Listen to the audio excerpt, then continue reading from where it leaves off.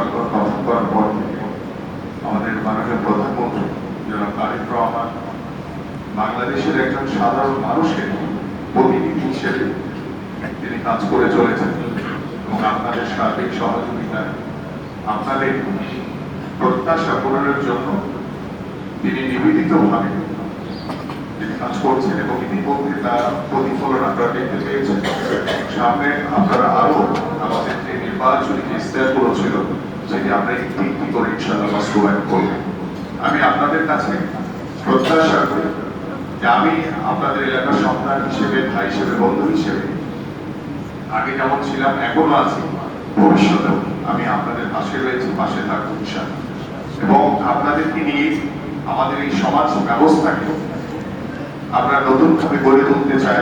আমরা ইতিমধ্যে জানেন যে আমরা শুধু ঢাকা মহানগরী না বা আমার নিজের এলাকা না, সারা বাংলাদেশে যেখানে যেখানে আমরা চাঁদাবাজকে দেখছি, আমরা দখলদারকে দেখছি, তাদের তালিকা ইতিমধ্যে আমরা করার জন্য নির্দেশনা দেওয়া হয়েছে প্রশাসনকে এবং আপনাদেরও সহযোগিতা প্রয়োজন। কারণ আমরাই আমাদের এই সমাজকে শতভাগ চাঁদাবাজ মুক্ত, দখলদার মুক্ত রাখতে চাই।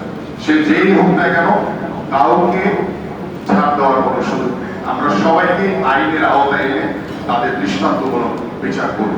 এবং এই জন্য আমি যারা আপনার এলাকার বাসী রয়েছেন, আমার ব্যক্তি সমতুল বাবারা রয়েছে, ভাইরা রয়েছে, বন্ধুরা রয়েছে, আমি আপনাদেরও সহযোগিতা চাই।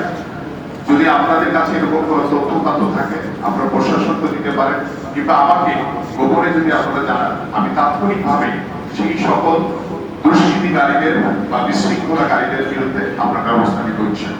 পাশাপাশি আমি আপনাদের কাছে আহ্বান করব যে বিগত সময়ে আপনাদের এই মসজিদ, মাদ্রাসা যেভাবে সুন্দরভাবে চলমান ছিল, এখনো যাতে সুন্দরভাবে চলমান থাকে সেই প্রত্যাশাটুকু আমি আপনাদের সকলের কাছে করি। কারণ কোনোভাবেই মসজিদ, মাদ্রাসা নিয়ে কেউ যাতে কোনো প্রকার বিশৃঙ্খলা তৈরি করার চেষ্টা না করে, এদিকে আপনারা সবাই সজাগ থাকবেন। এবং আমি আপনাদের এলাকার সন্তান হিসেবে, ভাই হিসেবে, বন্ধু হিসেবে আমি সবসময় আপনাদের পাশে রয়েছি, পাশে থাকবো। যদিও আমরা নতুনভাবে দায়িত্ব নেওয়ার পরে কাজের চাপটা অনেক বেশি, আস্তে আস্তে করে একটু স্টেবল হয়ে গেলে ইনশাআল্লাহ আমি আপনাদের সাথে আরো বসবো, কথা বলবো, এলাকার যে সমস্যাগুলো রয়েছে সেই সমস্যাগুলো কিভাবে চিহ্নিত করে আমরা তাদের সমাধান করতে পারি। এবং আমাদের ভিতরে পানির সমস্যা, বিদ্যুৎ, গ্যাস থেকে শুরু করে অনেক সমস্যা রয়েছে। আমি যে বিষয়গুলো ইতিমধ্যে আমরা আমাদের ক্যাবিনেট মিটিং আলোচনা করেছি যে কিভাবে এই সমস্যাগুলো আমরা যাতে দ্রুত সমাধান করতে পারি। তো এই সমস্যাগুলো সমাধানের জন্য আমি আপনাদের সকলের কাছে সহযোগিতা চাই। আপনারা ভালো থাকবেন, সুস্থ থাকবেন। আসসালামু আলাইকুম ওয়া রাহমাতুল্লাহি ওয়া বারাকাতুহু।